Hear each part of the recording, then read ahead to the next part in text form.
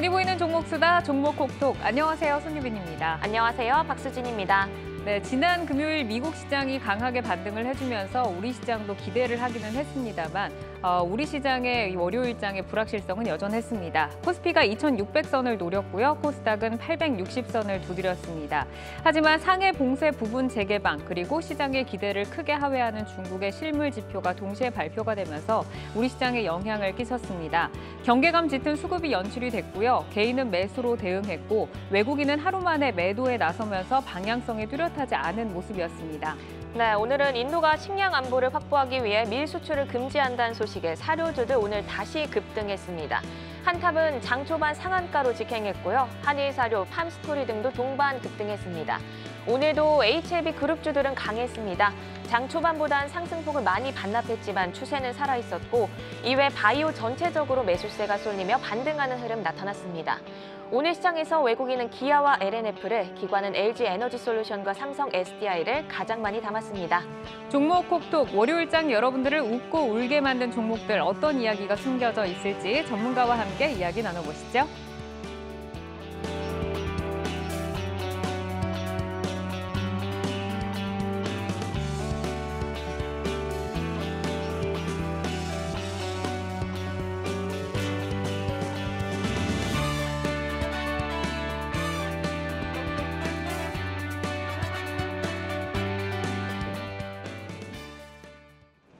월요일 종목 콕톡 오늘 함께해 주실 세 분 먼저 소개해드립니다. 장시영 유한타증권 금융센터 압구정 지점 차장, 김민수 레몬리서치 대표, 정경민 IBK 투자증권 분당 지점 차장 자리해 주셨습니다. 안녕하세요. 안녕하세요. 네, 안녕하십니까. 네, 시장 이야기부터 짚고 가겠습니다. 이제 미증시가 반등을 강하게 해주면서 훈풍이 우리 시장에도 불기는 했는데 좀 제한적이었죠. 그리고 장 막판에 코스피가 또 상승을 좀 노렸지만 결국에는 또 흘러내리면서 거래를 마쳤습니다. 대외 불확실성도 여전하고요. 투자 심리도 좀 약화된 모습인데 한 주를 시작하는 월요일 증시, 장시영 차장 어떻게 보셨나요? 저는 사실은 아직까지는 인플레이션에 대한 우려가 그렇게 많이 사그러들었다고 보지는 않아요. 그러니까 그런 부분들이라든지 리세션에까지 이어지면서 이제 우려가 좀 깊어지고 있는 상황인데 아직까지는 5월 달, 그러니까 5월 달만 놓고 봤을 때는 반등의 가능성이 좀 어느 정도 있다라고 생각을 해요. 그러니까 지난 수요일 밤에 발표된 미국 소비자 물가지수 상승률이 어찌 됐든지 간에 예상치보다 많게 나왔다고는 하지만 전월보다는 줄었기 때문에 픽아웃을 했다라고 보고 그게 이제 6월에 발표되는 5월 달 소비자 물가 지수가 다시 한번 좀 둔화되는 모습을 보여준다면 인플레이션에 대한 우려는 어느 정도 좀 사그라들 수도 있단 말이죠. 그러면 최소한 6월 금리 인상 전까지는 그러니까 5월 말까지는 시장의 어떤 반등세가 이어질 수도 있다. 하지만 제한적인 상승으로 이어질 수 있다는 거지 이 부분이 우리가 항상 이제 코로나 이후에 어떤 급등하는 이 상승세를 봤기 때문에 그거에 대한 아직 그 미련을 좀 못 버리고 계시는 분들이 많이 계시는 것 같은데 시장의 어떤 마이너스를 플러스로 진짜 완전히 극대화시켜서 이게 이 시장을 변화시키는 그런 상승이 아닌 하락을 했던 만큼의 어느 정도의 제한적인 상승은 충분히 있으면서 변동성이 좀 줄어들 것으로 좀 보여지고 있고요. 그 이유인즉슨 이제 철강이라든지 비철금속, 곡물 가격은 사실 오늘도 인플레이션 관련주들이 올라가긴 했지만 어느 정도 그 상승 탄력이 둔화되는 모습들을 좀 보여주고 있어요. 그래서 3월 대비 4월 좀 둔화되는 모습도 보여주고 있고 중고차라든지 임금 상승률까지 조금씩은 그 가파른 상승세가 좀 완화되는 모습들을 보여주고 있기 때문에 시장은 점차적으로 안정세를 찾아갈 것이지만 제한적일 것이다라는 말씀을 좀 드리고 싶고요. 결론적으로는 6월 초에 변동성이 확대되기 전까지 5월 달에 만약에 어느 정도 상승을 준다 그러면 최대한 현금을 좀 확보를 해서 6월 변동성이 좀 심해지는 금리 인상 기간에 또 심해지는 그 구간에 매수 전략을 다시 한번 또 써보시는 그런 식으로 조금 활용을 해보셨으면 좋겠습니다. 네, 대외 불확실성은 지속되지만 5월은 좀 제한적인 반등의 가능성이 있다고 보셨습니다. 그럼 김민수 대표님께 이번엔 질문 드려볼게요. 이제 5월 중순인데 이번 주 어떤 점을 좀 주목해 봐야 될까요?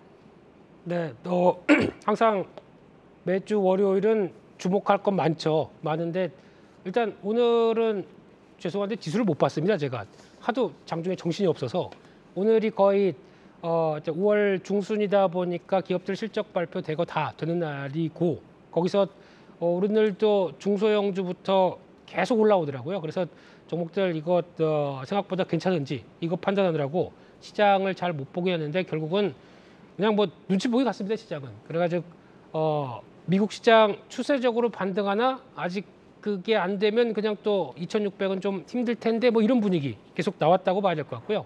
그래서 시장의 방향성은 미국 시장에 따라 달려 있을 텐데 오늘 실적 발표 나오는 종목들 쭉 보다 보면서 느낀 거는 그래도 첫째는 국내 기업들, 중소기업들이 완전히 실적이 별로 안 좋을 정도로 그렇게 못한 건 아니구나라는 생각은 들고 있고 또 두 번째로는 생각보다 이렇게 인플레이션 강할 때 어느 정도 가격 전가 능력을 보여주면서 했던 기업들 같은 경우는 의외로 꽤 괜찮게 실적이 나왔다라고 하게 되면 이런 거 바탕으로 인해서 잘 정리했다가 또 내일부터 매매에 이용해야겠죠. 그러면서 어차피 지수가 여기서 크게 흔들리지 않는다라고 하게 되면 실적 되는 종목 중심으로 또 계속 매매가 이루어질 수밖에 없기 때문에 포인트는 여기서 잡고 그냥 지수는 됐고 종목적으로 일단은 좀 더 챙겨야 되지 않겠나 이렇게 생각이 들고 있습니다. 네, 이제 실적은 그래도 나름 양호하게 나오고 있는데 종목 장세를 말씀을 하셨고 또 약간 베어마켓 랠리를 짚어주셨어요. 오늘 2,600선을 코스피가 터치를 하니까 여기에서 또 6월을 대응을 해가지고 약간 매도가 나왔나 하는 생각도 드는데 정경민 차장은 어떻게 보셨나요? 일단 시장이 변동성을 줄일 만한 다른 변수들이 아직 이렇게 좀 안정화가 안 됐다라는 걸 다시 한번 좀 느꼈어요. 일단 오늘은 뭐 국내 금리 인상 이슈가 있었고 중국의 봉쇄가 완화될 것이라는 좀 희망적인 얘기도 좀 있었습니다만 외국인들의 수급은 변한 게 거의 없었죠. 사실상 이제 외국인들이 달러를 가지고 우리나라 시장을 바라보는 입장에서는 아직 바뀐 게 아무것도 없다라는 걸 좀 다시 한번 좀 증명한 게 아닌가 이렇게 좀 개인적으로 좀 보여지고 일단 저는 요거 지표를 이렇게 보시면 될 것 같아요. 아주 그냥 간단하게 환율 단하고 외국인의 선물하고 기관의 이 순수한 매수 이게 이제 어떻게 나오느냐 이게 굉장히 좀 중요할 걸로 보거든요. 일단 환율 단은 어느덧 다시 제자리 왔죠. 지난 금요일 날 그렇게 환호를 했습니다만 다시금 이제 80원대 중반까지 이제 올라오는 상황이고 외국인의 선물 매수도 금요일 날 많이 들어왔다라고 하지만 그 성격을 자주 이렇게 들여다 보니까 좋아서 매수를 한 게 아니라 매도 포지션을 일부 청산하는 환매수 포지션이 좀 들어왔다라는 점 그리고 기관들도 개인들의 ETF를 받아주는 수동적인 움직임에서 나왔다라는 점에서 아직 수급적으로 변한 거는 거의 없다 이렇게 좀 봐지고요. 개인적으로 오늘 조금 아팠던 거는 우리가 여기 들어오기 전에 얘기했잖아요. 우리 시장 왜 꺾어진 거야 이렇게 좀 봤는데 역시 이제 일본의 PPI가 거의 40년 만에 두 자릿수가 나왔다 그러더라고요. 일본은 전통적으로 이제 기계나 정밀공업 이런 쪽에 좀 강세를 보이는데 이건 인플레이션이 가속되고 있다라는 거를 또 한번 증명한 게 아닌가 이렇게 좀 보여지고 중국이 좋지 않은 상황에도 대출 금리를 부동산 때문에 조금 낮춘다 이런 얘기도 있었어요. 그러면서 달러 인덱스가 좀 튀었거든요. 다시 104 쪽으로. 그러면서 이제 달러 강세가 나오고 외국인들이 또 환율에 연동된 프로그램 매도가 나오고 이런 식으로 좀 흘러갔기 때문에 두루두루 많이 말씀을 드렸습니다만 아직 이 시장의 방향을 쥐고 있는 외국인의 수급을 돌릴 만한 그 이슈 변수나 이슈가 바뀐 게 없다. 그래서 계속 이렇게 좀 불안한 2,500선 후반부의 움직임이 조금 더 연장되지 않을까 이렇게 좀 전망을 하도록 하겠습니다. 네, 장시영 차장님이 아까 현금 확보를 간략하게 좀 언급을 해주셨는데 이번 주 그러면 어떤 전략 유효하다고 보시나요? 그러니까 어쨌든 만약에 시장이 제 생각대로 이렇게 차장님과는 좀 반대되는 생각이긴 하지만 어느 정도 그러니까 저희가 한번 경험을 했잖아요. 3월에도 금리 인상 전에 잠깐 올랐다가 금리 인상 시점에서 또 시장이 좀 많이 빠지고 2월, 3월에도 그랬었고 이번 이제 4월에도 마찬가지였고 5월에도 마찬가지였는데 만약에 6월 금리 인상 그 시즌 전에 시장이 어느 정도의 반등이 있다고 하면 사실은 한 2,700선 정도가 마지노선일 거라고 생각을 해요. 위에 이제 천정이라고 생각을 한다면 그 정도 수준에서는 전체의 포트폴리오에서 모든 금액을 제가 매도하라 이렇게 말씀을 드리는 건 아니고요. 현금화 가능한 부분들은 어느 정도는 좀 줄여놓고 현금을 좀 확보를 하셔야 6월에 만약에 변동성이 좀 심해진다고 하면 또는 그거를 사실은 이번 주부터 바로 준비하셔도 되고 5월 말쯤부터 준비를 하셔도 되는데 어느 정도는 그런 생각을 좀 가지고 계셔야지 시장이 올라갈 때 또 흥분하지 않고 좀 침착하게 대응하실 수 있을 거라 생각을 하기 때문에 그런 부분들을 좀 말씀드렸던 겁니다. 예. 알겠습니다. 어쨌든 이 현금 확보라고 하는 거는 앞으로도 빅스텝이나 자이언트 스텝이나 어쨌든 그 금리 인상 시기에 흔들릴 수 있는 가능성을 좀 제시를 해주셨습니다. 자, 그러면 저희는 이슈 이야기로 좀 넘어가 보도록 할게요. 첫 번째로 이야기를 나눠볼 종목은 삼성전자와 SK하이닉스입니다. 오늘 삼성전자 조금 올라주나 싶었는데 삼성전자도 하락으로 방향을 틀었고 SK하이닉스도 좀 하락을 했습니다. 본격적으로 반등이 나오진 않고 있어요. 하지만 그래도 계속해서 그 이온 가격대를 보면 보면은 지금은 큰 하방 압력이 조금 없는 듯한 그런 느낌인데 현 가격대를 바닥권으로 봐도 좋을지 좀 설명을 들어보도록 하겠습니다. 정경민 차장 어떻게 보시나요? 바닥권이었으면 좋겠어요. 네. 근데 이제 바닥권이라고 하면 좀 신뢰를 가질 수 있는 기간이 좀 더 필요하지 않을까. 뭐 결론적으로 저는 이렇게 말씀드리고 싶고, 그러니까 이런 말씀은 바닥권이 아닐 수도 있다라는 걸 좀 내포한 이제 그런 이제 언급을 드리고 싶고요. 일단 삼성전자, SK하이닉스를 딱 봤을 때 실적이 나빠서 빠지는 것 같지는 않습니다. 뭐 다들 그건 공감하실 것 같아요. 실적이야 뭐 잘 냈습니다만 지금은 이제 결국 이제 미래 실적에 관련된 우려감이죠. 그러니까는 특히나 이제 디램 쪽, 그러니까 디램 시장은 모바일 디램이 40%가 좀 넘고, 근데 뭐 40%라고 치고요. 그다음에 이제 서버용이 뭐 38, 9% 되는데 뭐 40%라고 치고, 그다음에 PC가 한 15% 이렇게 좀 구성이 되어 있는데 지금 뭐 서버는 뭐 잘 나가고 있습니다. 뭐 다들 뭐 서버 관련된 뭐 부품주들도 다 잘 나가잖아요. 기판부터 해가지고 다 좀 잘 나가고 있는데 문제는 지금 모바일 쪽이에요. 모바일 쪽에 좀 문제가 생긴 거는 어쨌든 뭐 중국 영향이 가장 크지 않을까. 그리고 뭐 이 촉발되기는 이제 엑시노스 영향이 좀 있긴 있었습니다만 뭐 궁극적으로는 역시 이제 모바일 디램 쪽에 어떤 움직임이 중국이 저렇게 셧다운이 되면서 중국이 이제 이 뭐 DDR4 아직은 DDR4겠죠. 뭐 이런 좀 모바일 스마트폰 쪽에서 생산 차질이 좀 생긴 거고, 그렇다 보니까는 수요도 자연적으로 좀 떨어진 부분이 좀 있고, 그렇다 보니까는 이제 원가에다가 판가를 전가시켜야 되는 인플레이션 상황에서 수요가 없으니 뭐 좀 생산도 계속해서 좀 악순환으로 가고 결국에는 이제 수요 포기 뭐 이런 쪽으로 좀 가다 보니까 역시 이제 모바일 디램 쪽에서 나오는 이제 그런 악영향이 삼성전자와 SK하이닉스 모두를 좀 짓누르는 요인이 되지 않았을까 이렇게 좀 봐지고요.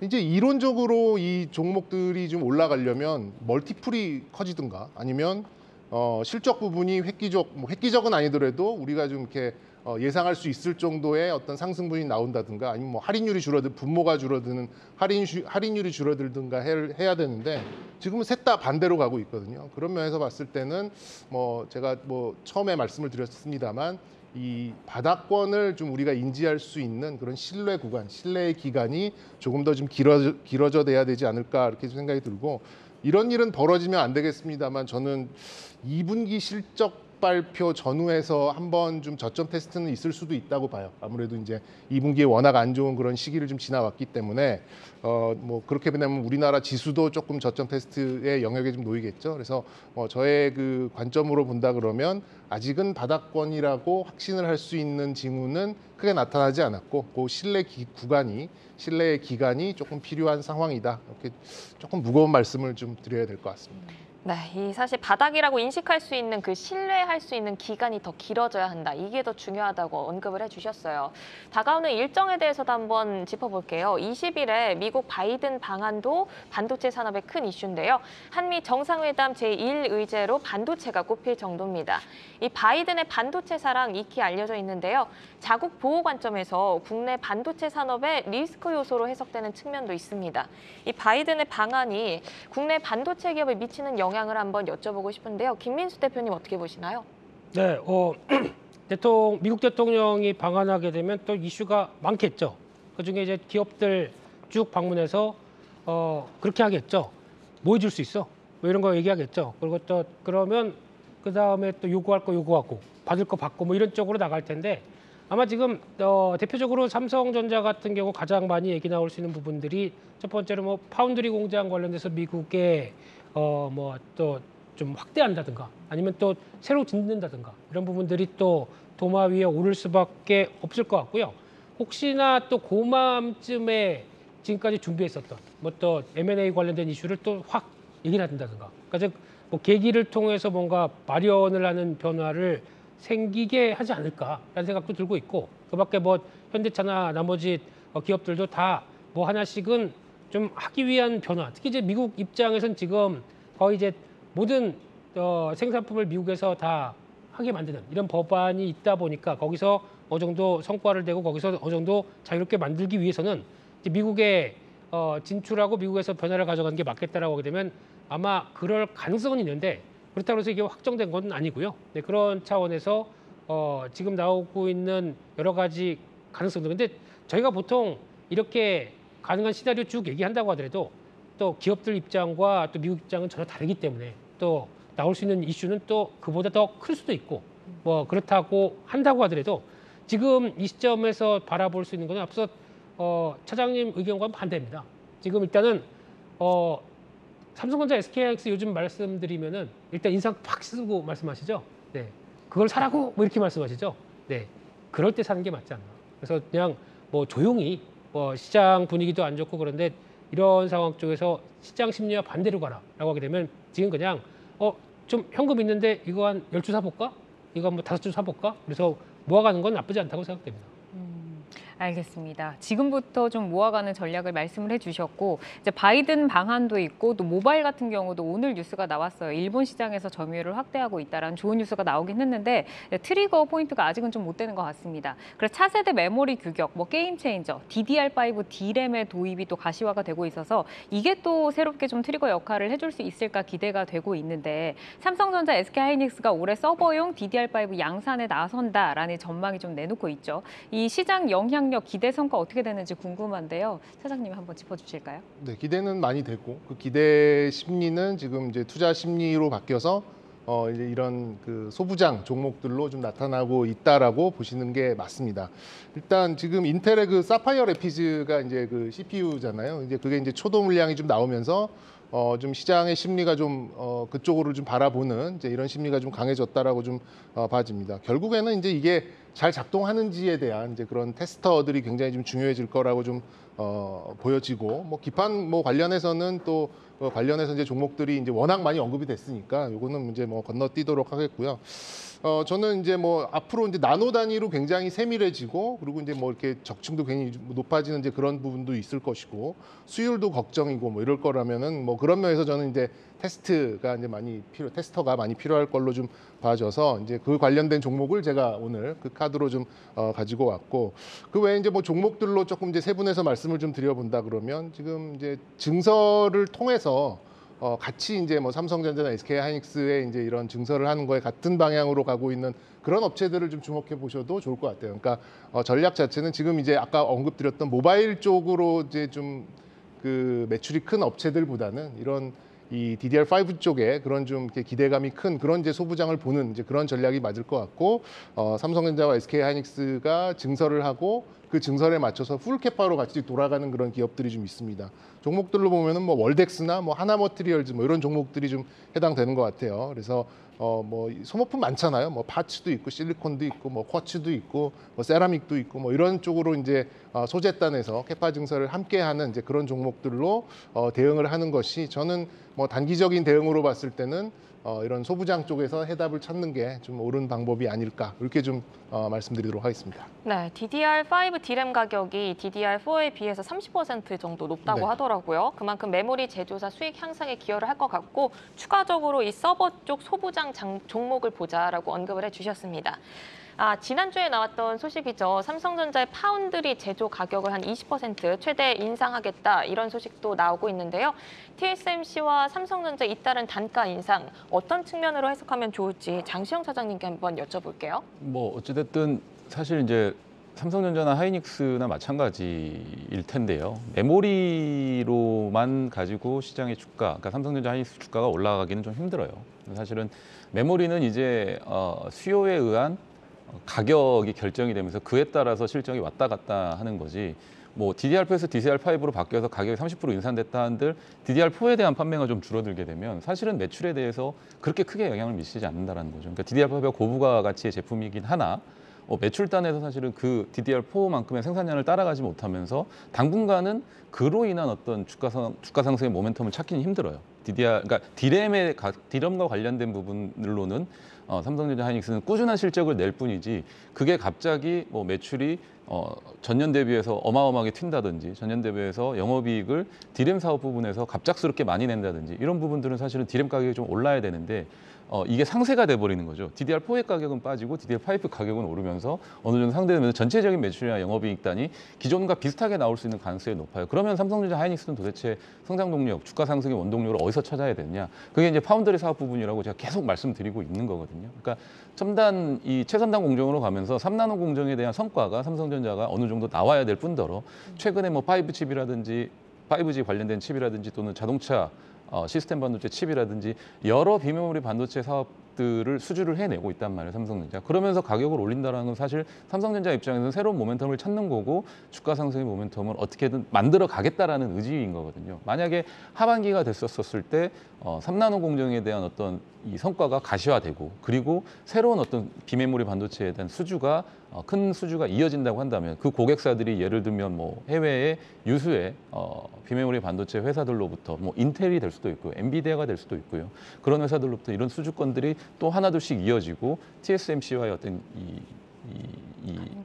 간격 격차라든지 이런 부분들을 점유율 싸움에서 삼성전자가 우위를 점하기 힘들겠지만 어느 정도 뺏어온다고 했었을 때는 사실 우리가 예전 SK텔레콤과 LG-U+의 이 사이를 보더라도 SK텔레콤의 이 점유율은 사실 고작 1%, 2%인데 LG-U+의 주가는 어마어마하게 올랐던 부분들을 좀 기억을 하실 수가 있을 거예요. 그런 부분들처럼 TSMC의 비메모리 반도체 부분의 점유율을 조금만 뺏어와도 이건 삼성전자의 큰 성장, 상승, 주가 상승 모멘텀이 될 수 있거든요. 그래서 앞서 이제 우리 정차님께서 말씀하셨지만 삼성전자가 2분기 실적까지는 안 좋을 수 있습니다. 뭐 사실 모멘텀이 없기 때문에. 그러면서 주가가 만약에 변동성이 좀 심해지고 흔들려서 6만 원 초반대라든지 또는 혹여라도 6만 원을 뭐 시장 분위기에 의해서 또 삼성전자 하이닉스는 사실은 이 지수 관련 종목이기도 하지 않습니까? 그러니까 외국인들이 우리나라 시장을 팔 때는 삼성전자 하이닉스를 팔기 때문에 그런 부분들로 인해서 6만 원대를 건드린다든지 6만 원 초반대가 온다고 했었을 때는 하반기에 앞서 말씀드린 파운드리 관련 모멘텀을 생각을 하시면서 차곡차곡 조금 매수를 해보신다면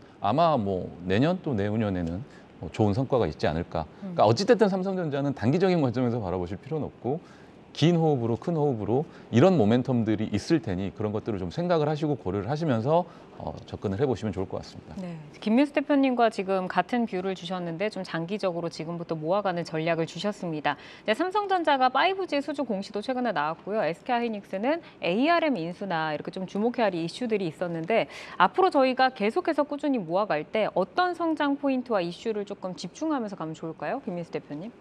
네, 여기서는 이제 또 삼성전자에 보여지는 새로운 기술 그리고 또 SK하이닉스가 또 삼는 성장 동력 이런 것들 얘기를 드려야 되는데 제가 이과 출신이 아니라서 자세하게는 말씀을 못 드려도 대표적으로 지금 파운드리 같은 경우도 다른 TSMC보다 좀 더 우리가 우위에 있다라고 강하게 밀고 나갈 수 있는 게 GAA라고 하는 게이트 올 어라운드라고 하는 쪽으로 첨단 공정 쪽에서 앞서겠다라고 얘기는 많이 하고 있는데 아직 지금 시장의 반응은 아니 너네 수율부터 잡아라 라고 하고 있다 보니까 그 관련된 쪽에서 어느 정도 이번에 IR에서도 얘기를 했었죠. 노력을 하고 있다. 뭐 기업들이 노력 안 하는 게 어디 있습니까? 다 하고는 있겠죠. 근데 여기서 성과 나오는 부분과 그리고 또 기존에 놓쳤던 고객들이 다시 돌아오는 부분들 이런 것도 그러니까 수주를 다시 늘어나는 부분들도 체크를 좀 해야 될 것 같고요. 그중에서 또 최근에 나왔던 삼성전자의 기술 중에서 개인적으로는 참 괜찮다라고 생각되는 CLX라고 하는 디램이 이제 상용화로 세계 최초라고 얘기를 합니다. 이렇다는 얘기는 쉽게 말씀드리면은 기존에 탑재됐던 디램 그러니까 만들 때 모듈을 칩을 2배 이상 더 그러니까 한도가 없이 만들 수 있다고 합니다. 그 위쪽에 쌓을 수 있는 게. 근데 그렇게 되면은 저희가 하나하나 모듈 자체를 바꾸는 게 아니라 그 위에다가 칩을 계속 쌓을 수밖에 없기 때문에 그러면 쌓을 수 있기 때문에 그러면 훨씬 더 좋은 변화가 나오지 않나라는 생각은 들지만 이것도 얼만큼 상용화로 또 가느냐라는 쪽도 바라봐야 될 것 같고요. 그만큼 저희가 알게 모르게 기술에 대한 어떤 변화들은 꾸준히 하고 있는 게 이런 업체들의 변화이기 때문에 이런 상황 쪽에서 한 단계 더 진화된 그리고 또 그에 따라서 성과가 나오기 시작한다라고 하게 되면 긍정적으로 봐야 될 것 같고요. 게다가 마지막으로는 개인적으로는 DDR5에 대해서 기대를 많이 하고 있습니다. 이쪽은 인텔에서 CPU 관련된 사파이어 래피즈를 내놨다는 얘기는 이제 서버용 쪽에서는 DDR5로 전환될 수밖에 없습니다. 왜냐면은 서버용 같은 경우는 상당히 오랜 시간 동안 같이 전원을 가야 되기 때문에 그만하래요. 네. 그렇기 때문에 여기서 DDR5는 서버용 쪽으로는 성과가 많이 나온다. 이렇게 봐야 될 것 같습니다. 네, 이렇게 향후 카메라에 안 나오는데 자꾸 일부러 제가 안 보이게끔 사인을 드렸는데 아, 예. 굳이 또 언급을 해주시네요. 네, 그만하라고는 그만해야죠. 네. 지겹다 이런 얘기. 네, 더 듣고 싶은데 시간 관계상 저희가 네. 사인을 드렸습니다. 향후 주목할 이슈까지 살펴봤고요. 마지막 질문입니다. 수급적으로 보면 SK하이닉스는 기관과 외국인의 동반 매수가 어제 좀 유입이 됐고 삼성전자는 아직 외국인이 돌아오지 않은 모습인데요. 수급 흐름으로 볼 때 투자자들이 눈여겨볼 반전 포인트는 무엇인지 향후 전략을 한번 제시해 주실까요? 일단 저는 오르는 날 따라가지 않는 것만으로도 반은 먹고 들어간다라고 생각합니다. 예, 뭐 말씀해 주셨듯이 앞서 두 분에서도 계속 강조를 해주셨잖아요. 시장 심리와 반대로 간다. 뭐 저도 지난주에 나와서 계속 그 말씀 좀 드렸던 것 같은데 뭐 사실 지금 애널리스트들이 나와가지고 뭐 삼성전자 뭐 SK하이닉스 PBR 얘기를 한다는 자체가 뭐 지금부터는 시간과의 싸움이다라는 뜻이거든요. 지금 사서 뭐 좀 어느 정도의 시간을 버티면은 충분히 수익을 낼 수 있는 구간은 맞습니다. 근데 그 시점은 언제 될지 모르겠습니다. 요게 이제 요즘에 뭐 목표가는 하향, 뭐 매수는 유지. 요거를 이제 풀어보자면 그렇게 좀 볼 수 있거든요. 그런 면에서 봤을 때 이제 언급을 드렸듯이 따라가지 않는 것만 하더라도 절반은 먹고 들어간다라고 말씀드리고 싶고 이렇게 큰 종목 두 개를 타겟팅을 해서 좀 매매를 하신다라고 하면은 우리 김민수 대표님이 이제 언급을 해주셨듯이 뭐 10주, 5주 하다못해 뭐 많이 빠진 날 뭐 한 주를 사더라도 이렇게 좀 분할 매수하는 그런 전략이 맞다라고 보고 그게 아니고 약간의 속도감 또 실적과 관계된 모멘텀 이런 투자를 하실 거면 이제 DDR5에 관련된 그런 좀 소부장을 바라보시는 게 저는 적절한 전략이겠다 이렇게 좀 요약드릴 수 있겠습니다. 네, 김민수 대표님의 팬분들이 이제 저를 좀 오해하실 것 같아요. 아니 왜 더 듣고 싶은데 이렇게 하실 것 같아서 전략 한번 여쭤보겠습니다. 조금 짧게 드릴게요, 시간 관계상. 또 자르실 거죠 중간에? 안 자르겠습니다. 네. 전략해 주세요. 네, 뭐 앞서 말씀드린 얘기 변함이 없고요. 근데 지금 제가 느끼는 거는 과거에 이제 금리 인상기 때 2015년도 이후에 시장에서 미국도 많이 충격받고 한 3차례 반등을 하고 그 다음에 쭉 올라왔을 때 가장 두드러지게 움직였던 미국의 섹터 ETF 중에 하나가 SOX입니다. 그만큼 필라델피아 반도체 지수와 함께 연동되는 이 변화. 그렇다고 SOXL을 하시면 안 됩니다. 3배짜리입니다. 이거는 많이 후달만큼 흔들리고요. 마음이 많이 충격받으실 겁니다. 그렇기 때문에 SOX의 흐름들이 그렇게 나갔다는 흐름들까지 같이 본다라고 하게 되면 이 상황이 끝나고 경기가 어느 정도 저희가 많이 얘기하는 뭐 리세션 얘기가 벗어나서 그 정도 나오기 시작하게 되면 분명히 반응은 할 겁니다. 그때를 바라보면서 지금은 다들 노 아니면 지금 나한테 삼성전자, SK하이닉스 추천했던 사람 혼내주고 싶은 이런 마음이라고 하더라도 결국에는 변화대로 갈 가능성이 높기 때문에 좀 긴 호흡으로 보자. 다 긴 호흡이네요, 그냥. 네. 그러니까요. 이상입니다. 네, 그러면 마지막으로 아쉬우니까 장시영 차장님의 전략도 들어보겠습니다. 이게 근데 저희가 항상 긴 호흡으로 가자고 말씀드려서 만약에 연말이나 내년에 오르잖아요. 그럼 저희 기억 하나도 못 하시더라고요. 오늘을 기억하면서. 그렇죠. 네. 내일 당장에 올라야 되는데 삼성전자 하이닉스는 어쩔 수가 없습니다. 그래서 뭐 지금 현재 만약에 수급적으로 아까 수급 말씀을 하셨는데 수급적으로 좀 삼성전자 하이닉스를 접근하신다고 하면 외국인 수급은 보지 마시고요. 외국인 수급은 사실은 뭐 한 달 이상 뭐 지속적으로 외국인들이 대량으로 매수하지 않는 이상 외국인들도 사실은 지수와 연동되면서 그게 그냥 그 뭐라나 프로그램 매매 왔다 갔다 하면서 수급이 잡힌 거지 실제로 삼성전자 하이닉스가 좋아서 사는 건 아니기 때문에 그런 부분들 좀 생각을 하시고요. 기관 쪽 매매는 연기금이 매매를 얼마만큼 하시는지만 좀 보시면 될 것 같아요. 그게 진짜 수급이고 다른 기관들의 수급은 사실은 단기 매매라든지 아니면 외국인 프로그램 매매와 연동돼서 나가는 부분들이 많아서 그렇게 좀 확인을 하시고 수급적인 부분은 생각을 하시면 될 것 같고 전체적인 전략은 앞서 제가 말씀을 드렸을 것 같아요. 모멘텀이 어떤 거고 그 모멘텀을 가지고 반등이 나왔을 때는 실질적으로 삼성전자가 진짜 반등이 시작된 거니 그렇게 좀 생각을 하시면 좋을 것 같습니다. 네, 시장과 반대로 긴 호흡 그리고 필라델피아 반도체 지수 ETF 그리고 연기금의 매수까지 여기까지 정리를 하도록 하겠습니다.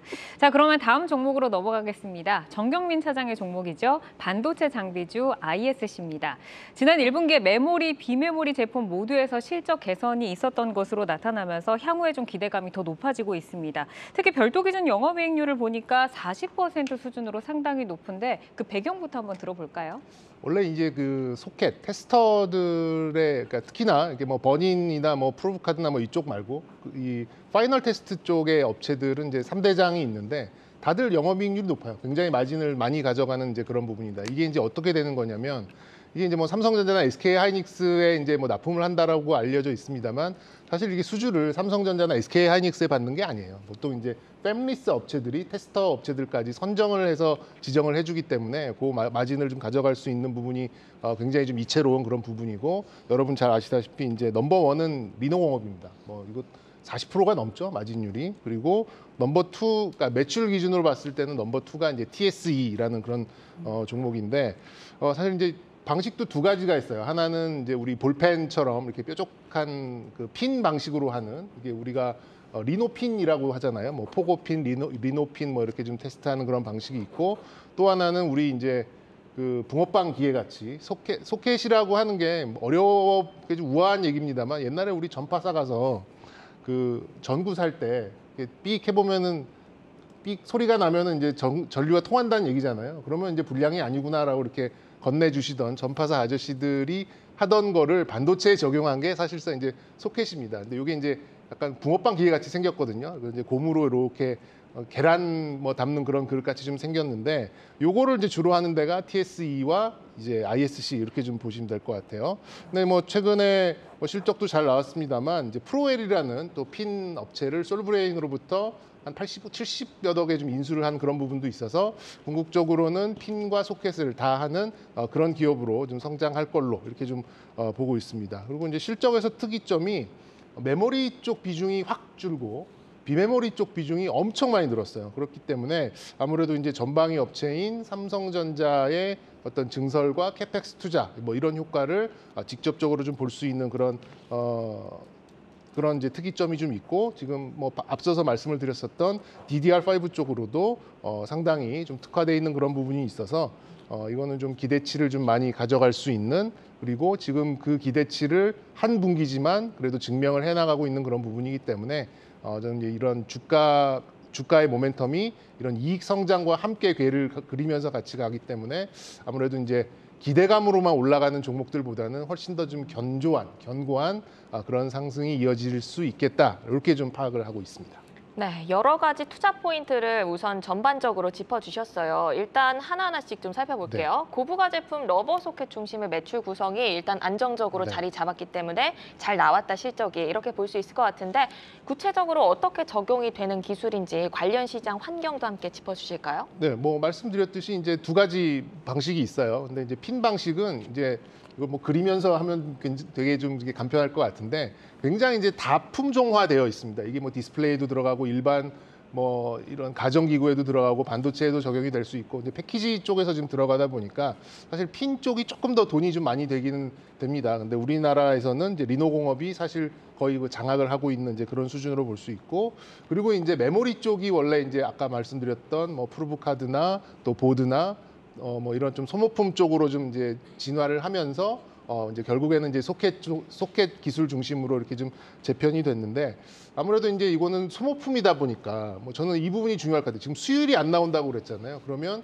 우리 전파사 얘기를 했듯이 이게 작동이 잘 되는지 안 되는지 뭐 시제품부터 해서 계속 테스트를 굉장히 좀 면밀하게 할 가능성이 높기 때문에 저는 뭐 테스트 업체들 특히 이 세 회사 모두 굉장히 좀 좋은 기회를 잡았다. 특히 삼성전자가 캐펙스 투자 또 신규 투자 둘 다 하면서 메모리 비메모리 다 지금 수주가 뭐 물론 이제 수주는 아까 말씀드렸듯이 팹리스가 좀 지정을 해준다고는 했습니다만 그런 것도 수율을 맞추기 위하고 또 신공정이 들어오는 그런 부분에 있어서는 테스터가 그래도 잘 동작을 하는지를 무조건 테스트를 해야 되는 부분이기 때문에 이게 또 소모품적인 부분의 성격이 좀 굉장히 또 좀 특화가 돼 있고 이렇게 본다면 저는 마진율도 굉장히 높게 굉장히 오래 가져갈 수 있는 이제 그런 기회를 좀 잡고 있지 않나 이렇게 좀 생각하고 있습니다. 네, 이제 반도체 공정에서 필수라고 할 수 있는 테스트 업체들 미래 전망이 밝다라고 짚어주셨고요.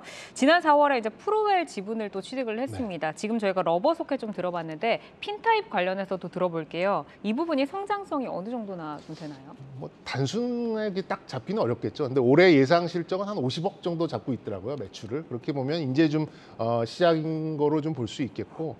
이제 또 핀 방식은 말씀드렸듯이 이렇게 대량 생산형이 아니에요. 그렇기 때문에 요거를 이제 이 핀 테스터 쪽으로 진출을 했다. 그 자체만으로 조금 의의를 좀 찾는 게 아직까지는 실적적인 영향에는 좀 미흡할 수 있겠다. 결국에는 이제 러버 소켓 쪽에서 이제 삼성전자의 후광을 볼 수 있는 이제 그런 종목이라고 이제 인지를 하시는 게 조금 더 좀 맞지 않나 이렇게 보여집니다. 네, 일단 뭐 러버 소켓의 경쟁력이 안정적으로 확보가 됐고 그리고 올해 핀 타입 부분의 경쟁력까지 더해지면 실적이 한 단계 레벨업 되지 않을까 싶은데 올해 이익 전망은 그러면 어떻게 보세요? 원래는 1분기에 한 100억에서 120억 정도가 가이던스였어요. 근데 컨센서스였어요. 근데 회사 측의 가이던스까지 확 뛰어넘기 굉장히 좀 잘 나왔죠. 150억, 60억대가 좀 나왔기 때문에 그간 회사에서 가이던스를 제시했던 500억은 어렵지 않게 넘길 수 있을 걸로 보고 한 영업이익이 한 600억 이상까지는 뭐 충분히 올해 찍어낼 수 있을 걸로 좀 봅니다. 그렇게 보면 지금 6,500억 정도의 시가총액이니까 이렇게 좀 뭐 서프라이즈를 찍어내는 그런 기업인데 뭐 이 정도의 그 밸류에이션이라면 그렇게 멀티플이 좀 이렇게 과대한 수준이 아니라고 좀 봐지고, 그리고 이제 내년 실적, 내후년 실적까지 이 전방위 산업이 좀 성장하는 걸로 봤을 때는 저는 오히려 이 멀티플 자체를 좀 키워줄 수 있는 이제 그런 여력도 좀 있다고 좀 봐서, 저는 궁극적으로는 시가총액을 뭐 조 단위까지도 보고는 있습니다만 올해 실적만 놓고 봤을 때는 업사이드는 뭐 한 20-30% 정도는 뭐 어렵지 않게 가져갈 수 있지 않을까, 이렇게 좀 생각하고 있습니다. 전략을 한 번 더 좀 여쭤보도록 네. 할게요. 지금 4월에 보니까 2만 원대에서 쭉 상승을 하다가 네. 최근에는 이 35,000원에서 39,000원 여기서 좀 이제 등락을 거듭을 네. 하고 있습니다. 정배열에서 좀 움직이고 있는데 어느 정도 가격 볼까요? 뭐 저의 그 소부장 전략은 최고 실적을 겸비한 최고가 부근에서 형성된 그런 종목을 그래도 좀 이렇게 중단기 접근을 하자, 뭐 이런 전략을 좀 말씀드리고 싶고요. 어쨌든 실적이 주는 그런 시그널은 뭐 워낙 또 견조하기 때문에 지금 주가가 많이 올랐습니다만 그만큼 실적이 올라온 부분이기 때문에 좀 이렇게 비싸다라는 생각보다는 제값을 받고 있다, 이렇게 좀 판단하고 싶고, 좀 매수는 뭐 한 36,000원 정도 이렇게 좀 보고 싶고요. 일단 뭐 1차적인 목표가는 그래도 좀 라운드 넘버인 한 5만 원 정도 이렇게 좀 접근하시면 뭐 이렇게 실적 따라 움직이는 그 종목을 보는 재미가 좀 있지 않을까, 이렇게 좀 말씀드리도록 하겠습니다. 네, ISC 전략까지 살펴봤고요. 이슈콕 종목도 다음 종목으로 넘어가 보겠습니다. KG케미칼인데요. 김민수 대표 종목입니다. 쌍용차 인수 관련해서 최근 시장에서 아주 뜨거운 종목입니다. 지난 13일 KG 컨소시엄이 쌍용차의 조건부 인수 예정자로 선정됐다, 이런 소식도 전해졌는데 관련 소식이 나오면서 주가는 하락 전환해서 약세를 보이고 있습니다. 이 쌍용차 인수 관련 향후 일정과 예상 시나리오부터 짚어볼까요? 네, 가장 뜨거웠었죠. 이번에 쌍용차 인수와 관련돼서 이제 재매각 그리고 재입찰인 만큼 이번엔 확실히 뭐 이런 얘기가 나오다 보니까 또 이번에 3파전이었죠. 예, 그런 쪽에서 어느 쪽이 될까 싶었는데 이제 인수 예비 후보자 쪽으로 조건부죠. 예, 그 조건부 인수 후보로 이제 KG그룹이 낙찰이 됐습니다. 금액이 9천억 정도. 근데 과거 에디슨 EV가 입찰했을 때가 3,080억 정도 되다 보니까 한 3배 높게는 됐습니다. 근데 갑자기 왜 이렇게 뛰었느냐라고 볼 수는 있는데 재매각이다 보니까 그 실사 과정이나 아니면 또 거기서 내세우는 게 실제적인 인수대금 관련돼서 우리 잘 챙겨봐야 되겠다라는 부분들과 뭐 유상증자 했었을 때 나올 수 있는 비율이나 이런 부분들도 어떻게 할 것이냐, 이런 과정부터 게다가 또 인수 이후에 운영 자금까지 어떻게 확보하는지에 대한 여러 가지를 나오다 보니까 금액이 조금 더 세부적으로 확대됐다라고 봐야 될 것 같고요. 그런 관점 쪽에서 아마 이제 쌍방울 쪽은 한 8천억대를 썼는데 탈락이 되는 느낌이고, 그러면 이제 이게 스토킹 호스라고 하는 방식인데 스토커네요. 네, 근데 말이 스토커를 그런 이런 관점에서 지금 인수 예정자의 변화를 보게 되면 지금 일단 KG그룹이 돼 있고, 그러면은 나머지 또 공개 입찰을 했을 때 이보다 더 좋은 조건을 갖고 오는 사람한테 추가로 기회를 주겠다라고 하는데 그럴 거였으면 미리 했겠죠. 그렇기 때문에 거의 그냥 KG그룹의 낙점이 되지 않았나라는 쪽으로 바라보는데 주가는 또 그와는 반대죠. 나오기 전에 기대감으로 쭉 올랐다가 뉴스 나오다 보니까 셀온이라고 그러죠. 뉴스에 그냥 파는 현상. 이게 나오다 보니까 혹시나 지금 중간에서 쌍용차 인수와 함께 KG그룹에서 좀 좋게 보다가 혹시나 물리신 분들, 이런 분들이 고민 좀 커질까 봐 제가 가지고 나왔습니다. 그분들의 고민을 그럼 이제 해소를 해드리도록 하겠습니다. 네. 자, 이 쌍용차 인수가 확실시 될 경우에 KG케미칼은 앞으로 인수를 한 후에는 어떤 영향을 조금 받게 될까요? 네, 이제 그 부분이 가장 핵심적인 것 같고요. 그래서 지금 얘기로는 지금 나오고 있는 금액들, 뭐 KG그룹에 그러면 뭐 보통 승자의 저주라고 그러죠. 그런 쪽에서 부담이 없겠느냐라고 봤을 때 현금성 자산이 한 5천억 정도 있었다고 3천억 정도 있었다고 얘기를 하고 있고요. 그밖에 KG ETS 매각과 관련된 쪽에서 한 5천억. 그러다 보니까 8천억 정도 갖고 있고 거기다 뭐 나머지는 또 맞추겠죠. 비상금 털어서. 예, 그래서 맞추게 되면은 한 9천억 정도는 충분히 되겠다라는 입장이긴 한데, 근데 여기서 이제 중요한 문제가 이거 가지고 보통 이제 지금 쌍용차를 완전 정상화할 수 있는 조건으로 보게 되면 약 한 1조 5천억 이 정도까지 얘기를 하고 있는데 아직 좀 모자라죠. 약간 모자라겠죠. 게다가 이제 지금 거의 쉰 상태 쪽에서 공장을 돌린다. 물론 공장이 완전히 쉬지는 않았겠지만 돌린다라고 하는 입장으로 보게 되면 그동안 가동률을 끌어올리기 위해서는 운영 자금들이 필요합니다. 그럼 또 운영 자금들을 위해서 또 이제는 전기차 시대다 보니까 쌍용차도 전기차를 박차를 가야 되겠죠. 그러면 거기서 나오는 R&D 쪽 뭐 여러 가지 비용들도 따지게 되면 1억 5천 이상으로 봐야 되겠죠. 그럼 지금 기준으로 보게 되면 최소 6천 플러스 알파가 들어가게 됩니다. 그러면 과거 같은 경우는 혹시나 자금 조달, 저금리 기조 때는 충분히 조달을 해서 어느 정도 큰 부담이 없었다고 하게 되면 금리 인상기다 보니까 오히려 자금 조달을 했었을 때 나올 수 있는 부담감은 좀 커지겠죠. 그래서 아예 똑같이 쌍용차의 지분을 주고 뭐 받는 조건 쪽으로 어떤 전략적 자금 투자가 이루어지는 분들도 생각해야 되겠는데 이건 아직 모르는 상황이다 보니까 자금에 대한 부담감들도 생각보다 이자 비용이 늘어날 수 있겠다라는 쪽에 대한 부담감도 지금 주가에는 작용을 한다. 이렇게 봐야 될 것 같습니다. 네, 이 KG케미칼이 쌍용차 이슈도 있어서 주가가 올랐지만 그 외에 비료 관련주로도 그게 올랐잖아요.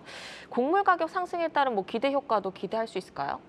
네, 가장 큰 포인트는 거기라고 봐야 될 것 같고요. KG케미칼이 원래 예전에 경기화학이었습니다.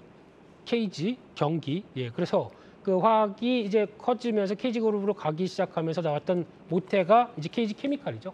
거기서부터 확대되면서 기업들 인수하고 지금 종속회사 합치게 되면 KG그룹 계열사가 한 29개 정도 되는데 그중에 저희가 알고 있는 뭐 금융부터 KG이니시스 같은 전자결제 핀테크부터 KG스틸 동부제철 인수하고 거기다가 또 요식업체 할리스나 KFC 네. 뭐 이런 것까지 다 덩치를 안고 가는 입장 쪽에서 아마 이제 가장 중요한 거는 KG스틸과 함께 이어지는 시너지가 얼마큼 나오겠느냐 이런 것도 중요하겠는데 근데 가장 중요한 거는 비료 관련된 쪽에서 요즘 핫한 섹터죠. 그래서 비료 관련된 쪽만 생각한다고 하더라도 실적과 아마 성장은 충분히 보여줄 텐데 이게 이 이슈로 인해서 약간 좀 묻혀지고 있다는 것은 좀 아쉽지 않나라는 생각은 하고 있습니다. 이제 뭐 스마트팜 사업도 지금 하더라고요. 그래서 글로벌 농업회사로 도약을 위해서 다양한 신사업을 좀 진행을 하고 있다라고 하는데 네. 기존 사업의 성장성 그리고 이런 신사업의 성장성 앞으로 성장 사이클 얼마나 좀 전망할 수 있을까요? 그거는 회장님이 아실 건데요. 근데 가장 중요한 거는 지금 기조로 봤었을 때는 비료 사업만 본다고 하더라도 상대적으로 지금 어떻게 보면 오늘 같은 경우도 비료 관련주들이 오후에 가장 또 빠르게 올라왔죠. 그 대표적인 게 중국의 비료 가격들 보다 보니까 계속 올라오기 시작합니다. 그러면 맞춰서 이어지는 수출 가격도 당연히 좋아질 수밖에 없겠죠. 그런 쪽에서 또 생산성을 위해서는 비료 사용도 더 늘어나고요. 그러다 보니까 그에 따라서 기대감이 높은 부분들이 있는데 그 밖에 지금 환경사업 관련된 쪽도 계속 관심은 높아지는 것 같고요. 그와 관련된 뭐 수철이나 대기 오염과 관련된 쪽에서도 강점이 있는데 이런 쪽도 앞으로는 계속 또 ESG 투자와 함께 이어질 수 있는 부분이기 때문에 또 영역은 넓어질다고 봐야 되겠죠. 그래서 그런 물류 쪽도 있습니다. 이런 쪽까지 생각하게 되면 훨씬 더 KG그룹의 변화는 뻗어나갈 수 있는데 지금 당장은 일단 쌍용차 인수와 관련된 쪽의 파장이 어떻게 이어지나 이걸 봐야 될 것 같습니다. 네, 일단 비료, 환경사업, 물류, 다양한 모멘텀까지 짚어주셨는데 그럼 전략 한번 여쭤볼게요. KG케미칼 향후 전략을 세우는데 어떤 이슈에 포인트를 두고 대응해 나가야 할지 가격 전략 제시해 주실까요?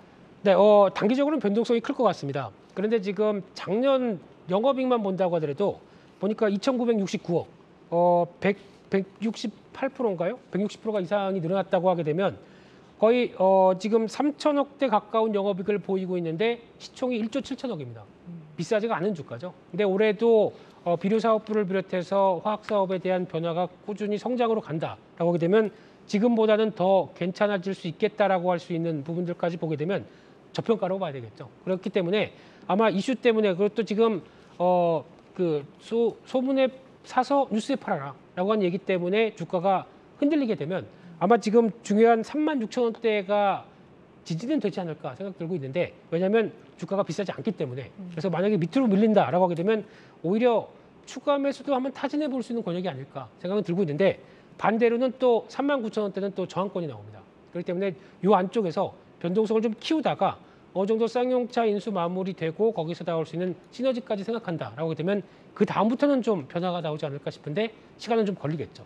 그래서 그 박스권의 움직임들을 좀 관찰하시는 게 필요하다라는 쪽인데 다시 반등한다라고 하게 되면 일정 부분 또 비중 줄이는 필요도 있다라고 봐야 될 것 같습니다. 네, 반등 시에는 조금 현금을 확보해 가는 상황, 그래도 멀리 좀 보면은 좋다라고 뷰를 주셨고요. 자, 그럼 다음 종목으로 넘어가 보도록 하겠습니다. 장시영 차장의 종목 NPC입니다. 이제 폐배터리 관련주인데요. 지금 시장에서 뭐 배터리나 친환경 저희가 빼놓고 갈 수가 없죠. 그리고 이제 NPC는 최근에 주력 사업인 팔레트와 컨테이너 제조보다는 폐배터리 관련 사업으로 시장에서 주목을 받고 있습니다.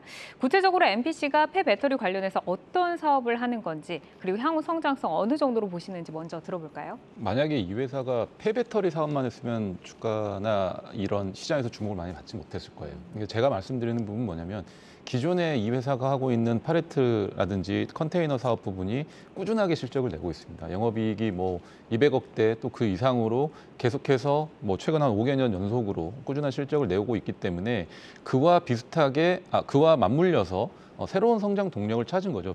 폐배터리 이 사업이라는 새로운 성장 동력을 찾았기 때문에 그것과 관련해서 맞물려가지고 실적도 좋은데 얘네는 모멘텀도 있네? 라는 걸로 시장에서 좀 알려지게 되면서 주가가 좀 많이 급등을 했었고요. 최근에 아마 13,200원 고점을 찍고 지금은 10,000원대 초반인 것으로 좀 기억을 하고 있어요. 그래서 우리가 폐배터리 사업 쪽은 제가 나중에 말씀드리겠지만 그쪽을 먼저 집중을 하신다기보다는 그러면 기존 사업의 실적이 어떻게 나오길래 그렇게 좋다라고 얘기를 하냐라고 할 수 있는데 NPC가 예전에 아마 이렇게 말씀하시면 좀 편하실 거예요. 내셔널 플러스라는 회사예요.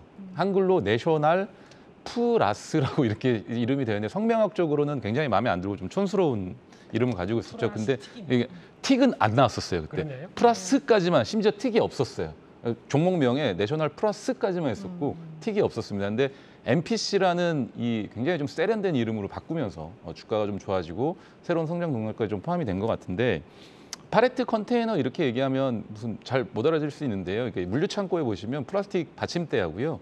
그 플라스틱 이 이송 용기라고 보시면 될 것 같아요. 그래서 이 물동량하고 상관관계가 굉장히 높은데 최근에 이길 배송, 당일 배송에 대한 니즈가 굉장히 좀 높잖아요. 그러면서 대형 유통업체들이 물류 창고 증설에 본격적으로 좀 나서고 있단 말이죠. 그러면서 이 팔레트와 컨테이너에 대한 이 수요가 굉장히 좀 많이 늘어났다라고 보시면 되는데, 이 회사 같은 경우는 원래는 좀 판매를 했었는데 최근에는 렌탈 사업으로 조금 확대를 하고 있습니다. 그래서 매출 비중이 뭐 거의 20에서 30% 가깝게 렌탈 사업 비중이 늘어났는데, 판매보다는 렌탈 사업이 마진이 좀 더 높습니다. 그렇기 때문에 앞으로도 이쪽 관련된 본업에 대해서는 성장성이 확실하다.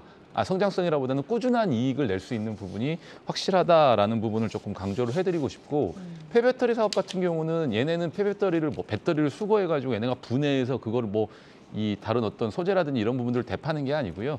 그 폐배터리를 이송하는 이 용기를 만든다라고 보시면 되는데, 현대글로비스하고 같이 개발을 해서 특허를 냈죠. 그래서 적재 용기 자체를 자유자재로 변환을 할 수 있습니다. 그래서 각각 이게 배터리 모양들이 다 다르고 크기도 다르잖아요. 근데 그거를 한 번에 적재가 가능하다라고 보시면 될 것 같고, 11톤 트럭 기준으로 최대 17개까지 배터리를 적재가 가능합니다. 기존에는 뭐 많아봐야 5개 정도, 평균적으로 한 3개, 4개 정도 실었는데, 이 회사가 만든 적재 용기를 사용하게 되면 17개까지 11톤 트럭 기준으로 적재가 가능하기 때문에 운송이라든지 이런 부분들에 있어서 훨씬 좀 편리하게 할 수도 있고, 글로비스와 같이 또 공동 개발을 했기 때문에 추후에 배터리 3사들이 지금 폐배터리 사업 쪽에 굉장히 좀 많은 투자를 하고 있습니다. 국내 배터리 3사들이. 그러면 그 회사들이 어쨌든 그 수거해서 다시 그 부분들을 뭐 재생을 해가지고 다시 팔든 아니면 뭐 교체를 해주든 이런 부분들에 있어서 어떤 현대글로비스는 어떤 다른 물류 회사를 쓸 거고, 그런 물류 회사들이 이 회사에 이 적재 용기를 쓰게 된다면 관련한 사업 부분에 있어서 성장성이 분명히 붙을 수 있다, 모멘텀이 생길 수 있다라고 보시면, 기존의 실적과 성장성이 같이 된다라고 했었을 때는 지금 현재 상황에서 주가가 13,000원에서 아까 10,000원대까지 한 30% 정도 넘게 하락이 돼 있는 상황인데, 예전에 한번 제가 이거 나와서 말씀을 드리려고 했었거든요. 근데 그때는 제가 개별 종목들이 너무 조금 안 좋은 상태라서 말씀을 못 드렸는데, 어떻게 되다 보니까 그때 주가가 좀 많이 올랐어요. 상한가 근처까지 갔었었는데, 오늘 다시 말씀드립니다. 어쨌든 그때보다 가격이 좀 더 조정을 받았고 가격 조정을 받은 상태에서는 지금 현재 수준에서는 뭐 매수 관점으로 조금은 5월 한 달 동안에 만약에 주가가 좀 올라간다 한다면 접근을 해보셔도 좋을 것 같습니다. 알겠습니다.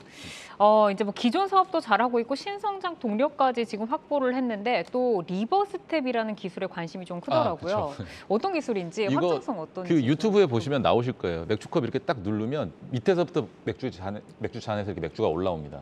그러니까 맥주를 위에서 이렇게 따르는 게 아니라 컵 누르면 밑에서부터 맥주가 올라오는. 그래서 이게 유튜브에 보시면 확인하실 수가 있을 거예요. 근데 이제 지금 뭐 이 코로나 이제 위드 코로나 시대로 가면서 뭐 다 해제가 됐지 않습니까? 그래서 뭐 이렇게 회식도 많이 하고 하실 텐데 그 관련해 가지고도 아마 이슈가 될 수 있습니다. 근데 크게 모멘텀이 될 것 같지는 않고요. 어쨌든 이슈몰이 정도는 할 수 있을 것 같으니까 한번 같이 확인해 보시면 좋을 것 같아요. 보고 싶네요. 네. 네. 그거는 지금 쓰고 있는 데가 네. 많이 있더라고요. 몇 군데 마셔봐야겠어요. 있더라고요. 조제해 네. 주세요. 제가요? 네. 네, 저도 봤는데 직원이 따르면 한 잔 따를 시간에 리버스텝을 활용하면 그쵸. 10잔 정도 따를 수 10잔. 있다고 하더라고요. 이 위에서 따르면 거품이 좀 차잖아요. 네, 그래서 이렇게 맞습니다. 잘못 따르면 좀 욕을 먹는데 이렇게 따르면 그 양호하게 딱 따를 수 먹기 있다. 좋은 거품만 딱 이렇게 남게 되죠.